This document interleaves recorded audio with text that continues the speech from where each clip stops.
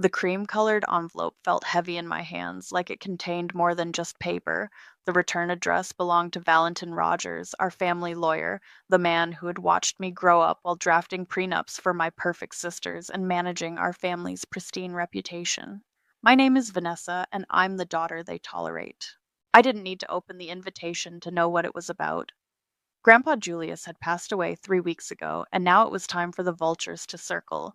The family remembrance weekend was just code for dividing his fortune.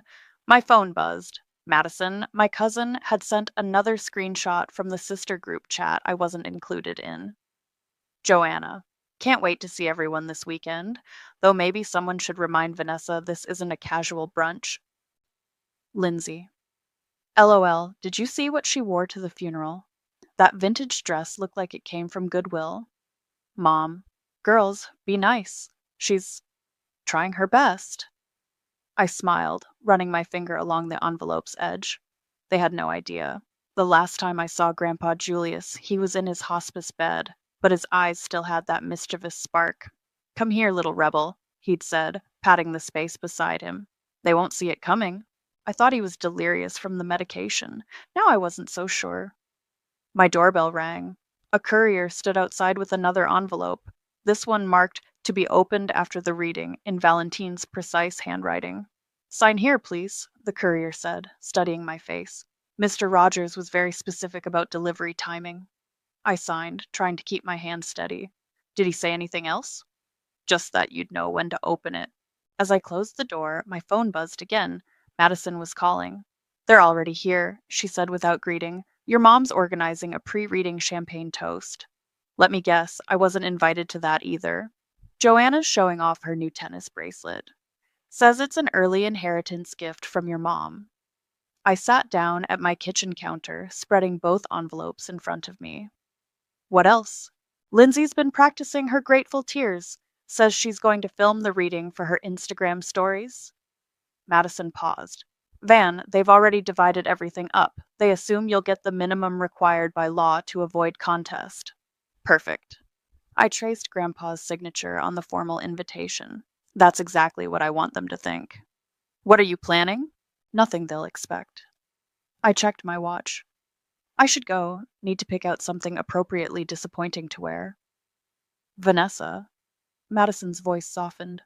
Remember that Christmas when Aunt Deborah announced your sister's engagements? You mean when Mom told everyone I was finding myself while Joanna and Lindsay showed off their rings? No, I mean when you left early and Grandpa Julius followed you out. What did he say? I closed my eyes, remembering his warm hand on my shoulder in the cold parking lot. He said sometimes the best revenge is letting people think they've won. And? And that he was proud I never pretended to be someone I wasn't. Madison went quiet. The reading's at 3 tomorrow. Don't be late. Oh, I wouldn't miss this for anything. After hanging up, I stared at the sealed envelope from Valentin. The paper was thick, expensive, the kind my family used for wedding invitations and birth announcements. All those milestone moments I'd failed to provide. My phone lit up with a text from Mom. Please wear something appropriate tomorrow. The photographer will be there. Of course there would be a photographer. Heaven forbid we divide an inheritance without proper documentation for the country club newsletter. I picked up the sealed envelope again, feeling its weight. Whatever Grandpa Julius had planned, he'd made sure I had front row seats to it. The man who taught me to play chess when my sisters were learning etiquette, who funded my art classes while they attended debutante balls, had left me one final move. Another text buzzed through, Lindsay this time, sent to me by accident instead of the sister chat. Can you believe she's actually coming? As if she deserves any of it after embarrassing us all these years. I smiled, thinking of the manila folder hidden in my desk drawer. 15 years of screenshots, recordings, and receipts, every loan they'd forgotten to repay, every backhanded comment at family gatherings, every time they'd used my failure to launch as dinner party entertainment. Oh, I'm coming, I whispered to my empty apartment. And I'm bringing receipts? I stood up and walked to my closet, pushing past the designer hand-me-downs they'd given me out of pity. In the back hung a black dress, simple, elegant, and completely my own. Tomorrow I'd wear it to watch their perfectly curated world unravel. Grandpa Julius was right. They wouldn't see it coming. I arrived 15 minutes late to find champagne glasses already clinking in the mansion's marble foyer. Through the floor-to-ceiling windows, I could see Joanna holding court by the pool, her tennis bracelet catching the afternoon sun. "Oh, you made it." Mom's voice carried that familiar note of disappointment. She air-kissed my cheek, careful not to smudge her lipstick. "Everyone's already here."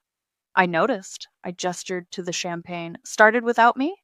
"Well, we weren't sure you'd come. You know how you are with family obligations." Before I could respond, Lindsay's voice rang out. "Look who finally showed up." She floated over in a designer dress that probably cost more than my monthly rent. "We were just talking about Grandpa's diamond collection. You remember the necklace he promised me?" "Which one?" I asked innocently. "The one you told him you loved, or the one you actually pawned last year?" Her smile flickered. "I have no idea what you're talking about."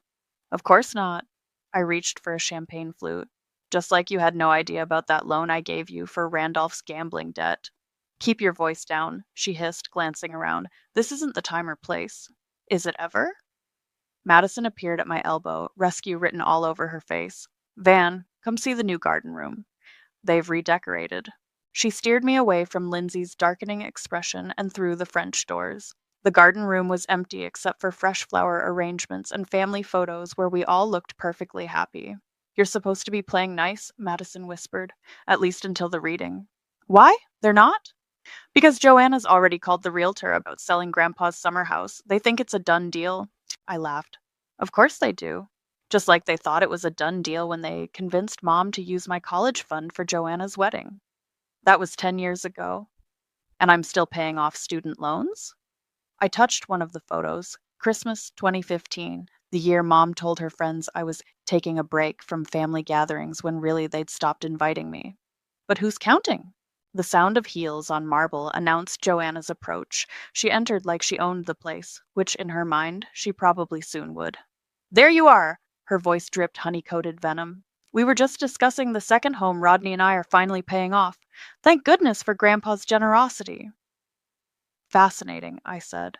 "Speaking of generosity, do you remember that time you needed $5,000 for your spa weekend that was actually a consultation with a divorce lawyer?" The color drained from her face. "I don't know what. Or should we talk about the text messages you sent me last year? The ones about Rodney and his secretary?" Madison's eyes widened. Joanna's perfectly manicured hand trembled around her champagne glass. "You wouldn't dare," she whispered. "Wouldn't I?" I smiled. "But you're right. This isn't the time or place. We should focus on celebrating Grandpa's memory." The lawyer's arrival saved Joanna from responding. Valentine Rogers stood in the doorway, his briefcase a harbinger of what was to come. "If everyone could gather in the living room," he announced, "we're ready to begin." As the family filtered in, I hung back, watching. Mom adjusted her pearls. Lindsay positioned herself for optimal Instagram lighting. Joanna whispered something to Rodney that made him frown. Madison touched my arm. "Are you ready for this?" I patted my purse where the manila envelope sat heavy with truth. "I've been ready for 15 years. Vanessa." Mom's sharp voice cut through the room. "We're waiting." I took my seat in the back corner, the same place I always sat at family gatherings, the black sheep's designated spot. Through the bay windows, I could see Grandpa's favorite oak tree, the one where he taught me to climb while my sisters practiced their posture inside. "Before we begin," Valentine said, "I should mention that Julius was very specific about how this reading should proceed." "Yes, yes." Mom waved her hand. "He always was particular about protocol. Let's get on with it." I caught Valentine's eye and nodded slightly. He'd been there through everything: the missed invitations, the forgotten birthday cards, the gradual erasure of the daughter who wouldn't conform. "Very well." He opened his briefcase. "Shall we begin?" Lindsay already had her phone out, ready to capture the moment. Joanna sat straight-backed, expectant. Mom dabbed at dry eyes with a monogrammed handkerchief. I reached into my purse and felt the edge of the manila envelope. Soon they would understand what Grandpa meant when he said some fortunes aren't measured in money. "The last will and testament of Julius Perry," Valentine began, his voice steady, "to my family, whom I have watched perform their roles so diligently all these years." I settled back in my chair. The show was about to begin. "Remember when Mom tried to buy you a husband?" Madison whispered as Valentin shuffled his papers. I did remember. 5 years ago, Mom had summoned me to lunch at her country club. She'd worn her intervention pearls, the ones reserved for particularly disappointing family discussions. I've found someone suitable, she'd announced over her untouched salad. His family owns real estate downtown. He's willing to overlook your creative pursuits. You mean my career? Darling, designing websites is hardly a career. She'd slid a photo across the table. Thomas is willing to propose within 6 months. All you have to do is act the part. I'd pushed the photo back. And what's the price tag for this arrangement? Don't be crude. But she'd named a figure, enough to make me pause. Plus, full access to the family trust, of course, like your sister's. Now, watching Mom adjust her intervention pearls as Valentine prepared to read the will, I remembered how close I'd come to saying yes, how tempting it had been to finally earn my place at their table. Earth to Vanessa, Joanna's voice cut through my memories. Valentine asked if you had any objections before we proceed. None whatsoever. I smiled. Please continue. Lindsay lowered her phone long enough to stage whisper to Joanna. At least she dressed appropriately for once, though God knows why she bothered. Girls, Mom warned, but her tone carried more amusement than reproach. Valentine cleared his throat. Before we continued, Julius left specific instructions about recording devices. Oh, it's just for my Instagram stories, Lindsay protested. My followers love family moments. I'm afraid I must insist. Valentine's tone left no room for argument. All phones must be turned off and placed on the table. Lindsay's perfectly plucked eyebrows drew together. But now! His voice carried an edge I'd never heard before. As phones clattered onto the mahogany table, I caught Madison's eye. She gave me the slightest nod, confirmation that she'd done what I'd asked. While we're waiting, Joanna turned to me. Have you heard about the renovations we're planning for the summer house? Rodney has the most wonderful ideas for the waterfront. Fascinating. I leaned forward. Almost as fascinating as those late night calls you made to your tennis instructor last month. Rodney's head snapped up. Joanna's smile froze. I have no idea what you're talking about, she said carefully. No? Should we ask your phone records? Before she could respond, Mom cut in. Vanessa, dear, this isn't the time for your imagination. You're right. I sat back. Let's focus on the reading. Valentine had finished organizing his papers. The room fell silent except for the tick of Grandpa's old grandfather clock, the one he'd promised me years ago because I was the only one who knew how to wind it properly. Before I begin, Valentine said, Julius asked me to play a recording. Mom frowned. That wasn't mentioned in the preliminary discussions. Nevertheless, he pressed play on a small recorder. Grandpa's voice filled the room, still strong, despite being recorded in his final weeks. To my family, gathered here today, I've watched you all so carefully over the years, watched how you present yourselves to the world, watched what you do when you think no one's looking. Lindsay shifted uncomfortably. Joanna's hand found Rodney's, but he pulled away. I've seen the masks you wear, Grandpa continued, and I've seen who takes them off when it matters. Mom's intervention pearls clinked as she straightened. Valentine, is this really necessary? Julius insisted. He didn't stop the recording. To those who valued appearance over authenticity, who chose performance over truth, you've already received your inheritance in the life you chose to live. To the one who dared to be real in a family of facades. The recording clicked off. In the silence that followed, I could feel every eye in the room turn to me. Well, Mom laughed nervously. Julius always did have a flair for drama. Shall we proceed with the actual reading? Of course. Valentine opened the will. Though I should mention one more thing. Julius made some amendments in his final week. What amendments? Joanna demanded. All in good time. He adjusted his glasses. Now, regarding the distribution of assets, I touched the manila envelope in my purse one last time, feeling the weight of 15 years' worth of truth. Soon they would understand that some inheritances aren't listed in wills. Let them gloat, I whispered to Madison. That's the point. She squeezed my hand as Valentine began to read, his voice carrying the weight of justice delayed but not denied. In the corner, Grandpa's clock ticked steadily on, counting down the moments until my family's carefully constructed world would crumble. The time for masks was over. To my eldest daughter, Joanna, Valentine read, I leave the sum of $75,000. Joanna's triumphant smile lit up the room. She squeezed Rodney's hand, but his eyes remained fixed on his shoes. To my daughter, Lindsay, I also leave $75,000. Lindsay dabbed at her eyes with a monogrammed handkerchief, perfectly executing the grateful tears she'd practiced. Oh, Daddy would have wanted this, she whispered loudly enough for everyone to hear. Mom beamed at her two perfect daughters, then shot me a look that clearly said, This is why we follow the rules. And the remaining balance of the estate, Valentine continued, totaling $225,000. The room held its breath. Joanna's fingers tightened around her champagne glass. Lindsay stopped pretending to cry. Goes to my granddaughter, Vanessa. The crystal glass shattered in Joanna's hand, sending champagne across the Persian rug. That's impossible. Mom stood up, pearls clutched tight. There must be some mistake. No mistake, Valentine said calmly, producing another document, along with a personal message to my dear Vanessa, who never needed to pretend, who gave loans she knew would never be repaid, who kept her integrity when it would have been easier to sell it. You are my true heir in every sense that matters. This is ridiculous. Lindsay's carefully crafted composure cracked. She doesn't even come to family functions. I wasn't invited to family functions, I corrected quietly. There's a difference. Valentine. Mom's voice shook. This cannot be legal. Julius was not in his right mind at the end. I have 3 separate psychiatric evaluations confirming his competency, Valentine replied, as well as video documentation of him making these changes. Video? Joanna's voice rose to a shriek. You recorded our father's final moments? He recorded them himself. Valentine produced a USB drive, along with quite a few interesting conversations he had with various family members about their financial arrangements. Rodney finally looked up. What kind of arrangements? The kind your wife didn't tell you about, I said softly, opening my purse. Would you like to see the receipts? Don't you dare, Joanna hissed.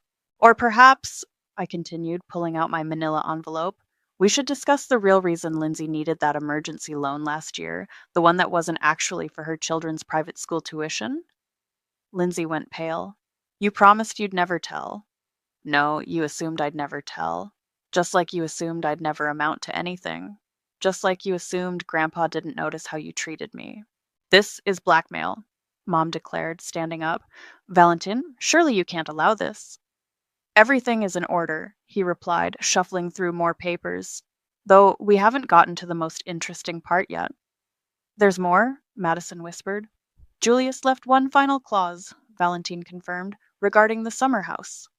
We've already made plans for that, Joanna snapped. The realtor's coming next week. I'm afraid those plans will have to be canceled. Valentine adjusted his glasses. The property has been placed in a trust, under Vanessa's sole control. The silence that followed was deafening. Even the grandfather clock seemed to hold its breath. No. Mom's voice was barely a whisper. No, no, no. That house has been in our family for generations. And now it will serve a new purpose, I said, standing up, one that actually helps people instead of just hosting charity galas for show. Lindsay lunged for her phone, probably to call her lawyer husband, but Valentine raised his hand. Before anyone makes any calls, you should know that Julius documented everything, every loan, every secret, every manipulation. He left quite a paper trail. You knew, Joanna accused, turning to me. You knew all along. I knew what Grandpa knew, that you'd all been performing your whole lives. That's why he left me this. I patted the manila envelope. Insurance, he called it, against exactly this reaction. What's in there? Rodney demanded. Truth, I replied simply. 15 years of it. Would you like to see? The room erupted into chaos. Joanna lunged for the envelope. Lindsay burst into real tears this time. Mom sank back into her chair, intervention pearls clinking softly against each other. This isn't over, she warned. You're right, I agreed, standing up. It's just beginning. I nodded to Valentine, who began distributing copies of the official documents. As my family scrambled to read the fine print, looking for any loophole they could exploit, I caught a glimpse of my reflection in the window. For the first time in that house, I was smiling. Behind me, the grandfather clock chimed 3 times, marking the hour when everything changed. Grandpa always said timing was everything. He was right about that, too. Let's start with Christmas 2018, I said, pulling out the first stack of papers from my manila envelope. When Joanna borrowed $40,000 because Rodney's business investment went south. That was a private matter, Joanna snapped, but Rodney's head jerked up. What business investment? I slid the bank statements across the table. The one she told you was a spa retreat with her friends. Funny how that weekend coincided with a certain casino opening in Atlantic City. Rodney snatched the papers, his face darkening as he read. You said that money came from your trust fund. Rodney, darling, I can explain. Save it. He stood up, straightening his tie. Like you explained the tennis instructor? The room went deadly quiet. Lindsay stopped crying long enough to grab her phone, probably hoping to capture the drama, but Madison smoothly intercepted it. Moving on, I continued, pulling out more papers. Lindsay, remember when you needed help with those medical bills last spring? She froze. Don't. Except they weren't medical bills, were they? The receipts show payments to a private investigator, the same one who followed Randolph to his meetings with his secretary. That's enough! Mom slammed her hand on the table. I won't sit here and listen to these lies. Lies? I pressed play on my phone. Her own voice filled the room. Of course, we don't invite Vanessa to the important events. She'd only embarrass us like she did at the country club gala. Some people just aren't meant for proper society. The color drained from her face. Where did you get that? The same place I got everything else. By paying attention, by keeping records, by being the daughter you thought was too scattered to notice anything. I distributed personalized packets to each family member, years of screenshots, voice messages, bank statements, every slight and secret carefully documented. Here's your loan history, Joanna, complete with the emails where you promised to repay me next month for 5 years straight. And Lindsay, this is the text thread where you told your friends I wasn't invited to your children's birthdays because I was unstable, right after asking me to help pay for the party. Madison watched from the corner, her expression a mixture of horror and admiration. You kept everything. Everything. I turned to Mom, including the conversation you had with the country club board about why I shouldn't be allowed membership. Something about maintaining standards? Mom's hands trembled as she flipped through her packet. This will destroy us. No, I corrected. This will expose you. There's a difference. Rodney stood abruptly, car keys jingling in his hand. I need some air. Rodney, wait, Joanna called after him. But the front door slammed in response. Lindsay was frantically texting, probably warning Randolph about his exposed indiscretions. You had no right, she whispered. Actually, I had every right. Just like I had the right to be treated like family instead of an inconvenience, like I had the right to be invited to Christmas dinner instead of being told the date was changed. That was one time, Mom protested weakly. 3 times, I corrected. I have the screenshots of Madison telling me the real dates. Madison stepped forward. I knew something was coming, but this is nuclear. Oh, it gets better. I pulled out my phone. Remember how Valentine mentioned Grandpa's videos? He sent copies to every family friend you've ever used my failures as dinner party entertainment. You didn't, Joanna gasped. Check your social circles inboxes. I'm sure they're interesting reading right now.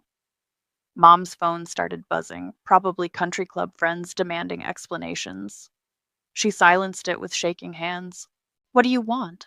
She asked quietly. Money? Position on the charity board? I want you to feel what I felt. Every time you excluded me, every time you used me, every time you treated me like a family secret instead of a daughter. I stood up, smoothing my black dress. I want you to understand that karma isn't instant, but it is inevitable. Lindsay's phone chimed. Her face crumpled as she read the message. Randolph's not coming home tonight. The truth hurts, doesn't it? I gathered my things. Almost as much as being told you're not good enough for 15 years. You'll regret this, Joanna threatened, but her voice quivered. No more than I regret every loan I gave you, every secret I kept, every time I tried to buy my way into this family's good graces. I paused at the door. But don't worry, I'm sure you can explain it all away at the next country club gala. You're good at pretending, remember? As I turned to leave, Valentin cleared his throat. There's one more thing, a final clause from Julius. More? Mom's voice cracked. Haven't you done enough? Oh, no, I smiled. Grandpa was very thorough. This is just the beginning. The grandfather clock chimed again, marking another hour in the longest afternoon of their lives. For the first time, I wasn't counting the minutes until I could escape. I was counting the seconds until they understood exactly what they'd lost. You're destroying this family, Joanna screamed, mascara running down her cheeks. Is that what you wanted? No, I replied calmly. I'm exposing the truth. You destroyed the family years ago with every lie, every manipulation, every time you chose appearance over authenticity. Mom's phone wouldn't stop buzzing. She finally answered it on speaker, probably hoping to maintain some control over the situation. Bad move. Deborah? A shrill voice filled the room. Is it true what they're saying about Lindsay's husband and his secretary and Joanna's gambling? It's all over the club group chat. Mom ended the call, her hands shaking. Fix this, she demanded. Tell them it was all a mistake. Like you told everyone I was finding myself in Europe when really you'd cut me off for refusing that arranged marriage. Lindsay's phone chimed again. She went even paler, if that was possible. Randolph's secretary just went public on Facebook. She's telling everything. Amazing how truth spreads, I mused, when people finally stop pretending. Madison stepped forward. I have something to add. She pulled out her own phone. Remember last Thanksgiving when you all said Vanessa was too busy to attend? I recorded that conversation too. You? Lindsay gasped. But you're one of us. No, Madison shook her head. I was just better at playing along. Until now. The front door opened and closed. Rodney walked back in, his face set in stone. I just got off the phone with my bank. Joanna, care to explain these transfers? Darling, please, $300,000 to an offshore account. He threw the statements on the table. Were you planning to leave before or after you cleaned out our savings? Joanna crumpled into her chair. I can explain. Save it for the divorce attorney. Mom tried one last time to regain control. Everyone, please, we can fix this. We're family. Family? I laughed. Was it family when you told the hospital not to call me when Grandpa was first admitted? When you kept me from saying goodbye until he specifically demanded to see me? I was protecting you. You were protecting your image. I pulled out one final envelope. Just like you protected your image when you forged my signature on those trust documents 10 years ago. The room went silent. Even Lindsay stopped texting. What documents? Madison asked quietly. The ones that transferred my portion of the family trust to my sisters, the ones that Mom signed my name to because she knew I'd never agree. I handed the papers to Valentine. Grandpa found them last year. That's when he started changing his will. That's not true, Mom whispered, but her face gave her away. The forensic handwriting analysis says otherwise. Valentine held up the documents. Julius had these authenticated before he died. That's fraud, Madison gasped. That's actually criminal. Yes, I agreed. It is. Mom sank into her chair, intervention pearls clicking against each other like tiny handcuffs. You wouldn't press charges. We're family. Family doesn't steal from family, I countered. Family doesn't exclude family. Family doesn't spend 15 years pretending one daughter doesn't exist because she won't play pretend. Lindsay's phone buzzed again. The country club board is calling an emergency meeting, something about reviewing our membership status. Your carefully curated world is crumbling, I observed. How does it feel to be on the outside looking in? Please, Mom's voice cracked. Don't destroy everything we've built. You mean everything you've pretended to be? The perfect family? The social status? The respectability? I shook my head. That was always an illusion. I'm just turning on the lights. Madison moved to stand beside me. I quit, by the way, she told Lindsay. Find another event coordinator for your fake charity galas. The grandfather clock struck again, each chime another nail in the coffin of their social facade. Through the window, I could see cars pulling up, probably more country club members coming to demand explanations. What happens now? Joanna asked, her voice small. Now? I gathered my things. Now you get to experience what I've felt for 15 years. The whispers, the exclusion, the judgment. Only difference is, you earned it. We can make this right. Mom tried one last time. Whatever you want. Money, position, status. I want nothing from you, I replied, except the truth. And now everyone has it. Valentine cleared his throat again. There is still one final matter to discuss about Julius's charitable trust. There's more? Lindsay's voice cracked. Oh, yes, I smiled. Grandpa saved the best for last. As if on cue, more cars pulled up outside. But these weren't country club members, they were reporters.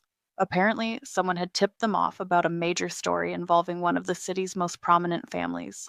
Shall we continue? Valentine asked, pulling out another document. The look of horror on their faces was better than any inheritance could have been. The truth, as they were learning, was the most expensive thing they'd ever lost. And I was just getting started. The final clause, Valentin announced, establishes a charitable trust in Vanessa's name, with specific instructions to invest in causes the family has historically deemed beneath their station. Mom's face contorted. What causes? Arts education for underprivileged youth, mental health resources, domestic violence shelters. I smiled. You know, all those grant requests you rejected from your charity board because they weren't glamorous enough. But the summer house, Lindsay started. Will be auctioned, I cut in. The proceeds will fund a women's shelter. Seems fitting, don't you think? All those garden parties pretending to support women's causes, and now it'll actually help someone. Joanna lunged forward. You can't. That house has hosted every important family event for 3 generations. Exactly. Like the engagement party where you announced your marriage to Rodney, right after Mom told me I wasn't invited because I wouldn't understand the significance of such occasions. Rodney, still standing by the door, laughed bitterly. Significance? Our whole marriage was a lie. Not everything was a lie, Joanna pleaded, just the parts that mattered. He turned to me. Do what you want with the house. At least someone will benefit from this family's legacy of deception. Through the windows, camera flashes started popping. The reporters were getting restless. We need to make a statement, Mom declared, reaching for her phone. I'll call our PR team. Already taken care of, I interrupted. Grandpa's letter to the press is being released as we speak, complete with documentation of every charitable donation you've blocked, every family you've blackballed from the country club, every time you use social status as a weapon. Madison checked her phone. It's trending on Twitter. Lindsay collapsed onto the sofa. My influencer contracts, my sponsorships. Will probably drop you faster than Randolph did, I finished. Truth isn't very marketable, is it? Valentin cleared his throat. There's more. Julius left video testimonials from several families, people whose lives were affected by your social machinations. You can't do this, Mom whispered. We'll be ruined. No, you'll be exposed. There's a difference. I walked to Grandpa's old desk, running my fingers along the worn wood. He taught me that, in all those moments you thought I was wasting time with him, he was teaching me about real legacy. By destroying ours? By creating mine. I pulled out a folder. Meet the first recipients of the Julius Perry Foundation grants. Artists, activists, survivors, people who actually make a difference instead of just pretending to. Madison stepped forward. I'd like to help. With the foundation. Of course you would, Lindsay spat. Traitor. No, just tired. Tired of pretending, tired of watching you destroy anyone who didn't fit your perfect image. Madison's voice strengthened. I choose her side. The doorbell rang.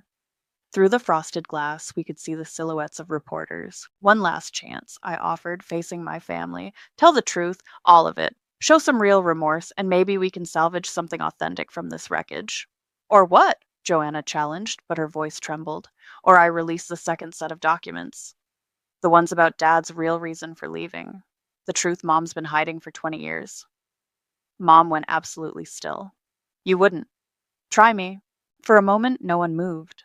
The grandfather clock ticked steadily, counting down the seconds until their perfect world completely unraveled. Finally, Mom stood up. Her intervention pearls caught the light one last time as she lifted her chin. What do you want us to say? The truth. For once in your lives, just tell the truth. I walked to Grandpa's grave later that evening after the press conference where my family finally admitted to years of social manipulation and financial fraud. The sunset painted the cemetery in shades of gold, his favorite time of day.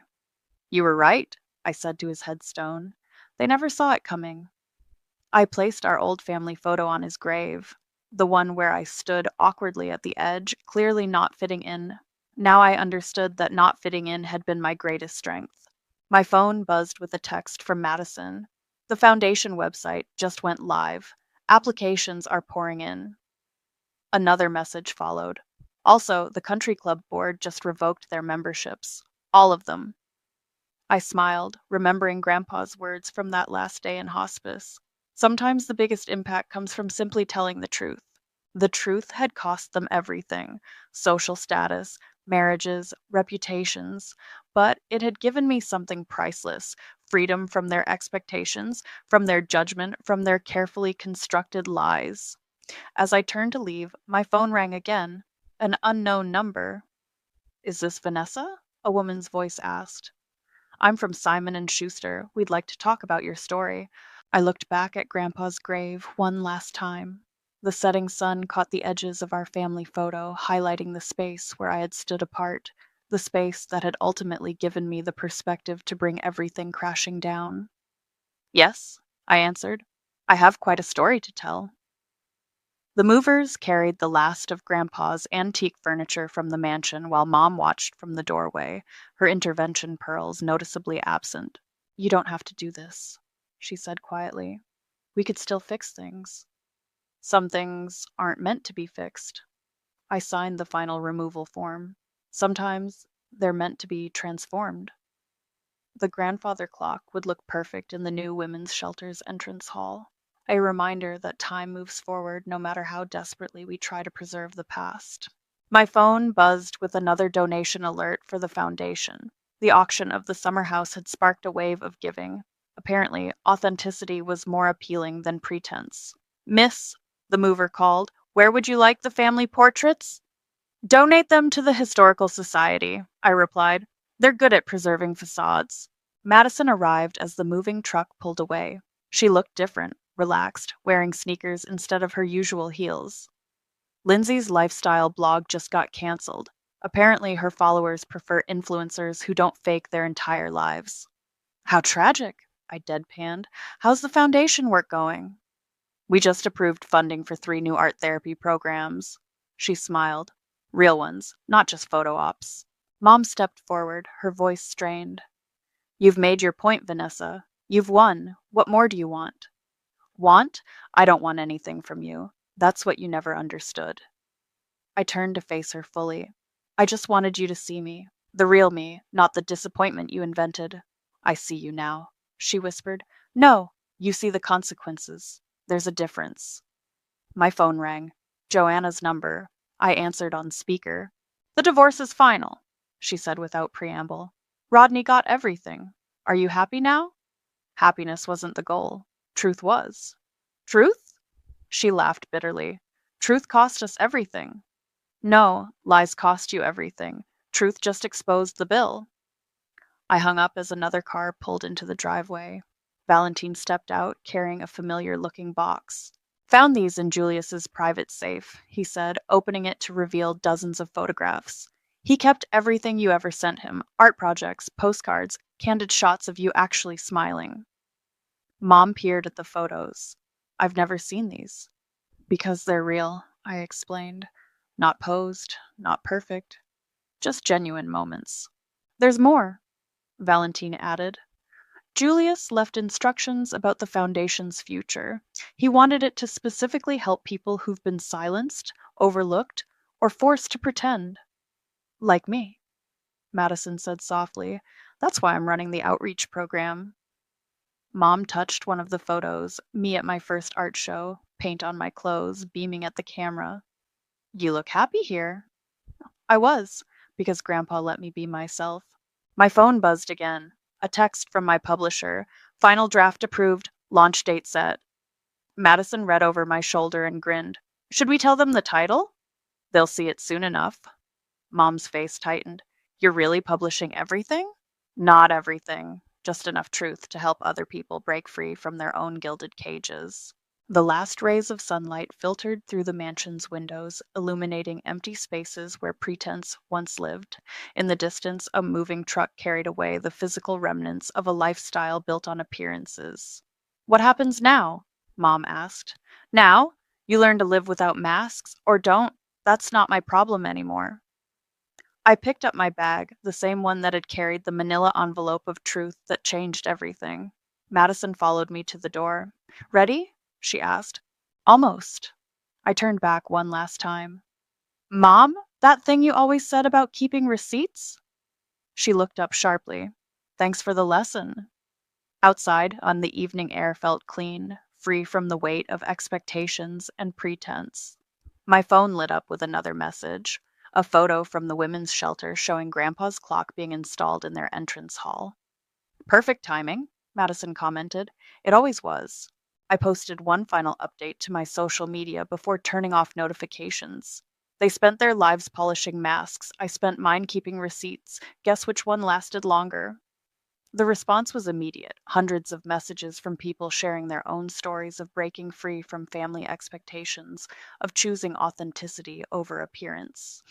You started something bigger than revenge, Madison observed. No, I corrected her. Grandpa did. He just needed someone brave enough to tell the truth. We drove away from the mansion, leaving behind empty rooms once filled with perfect lies. In my bag, the final draft of my book waited to share its title with the world. The daughter they didn't see coming. Sometimes the best revenge isn't about destroying someone's world. Sometimes it's about building a better one from the ruins of their lies. And sometimes, just sometimes, the black sheep turns out to be the only one who saw the flock for what it really was.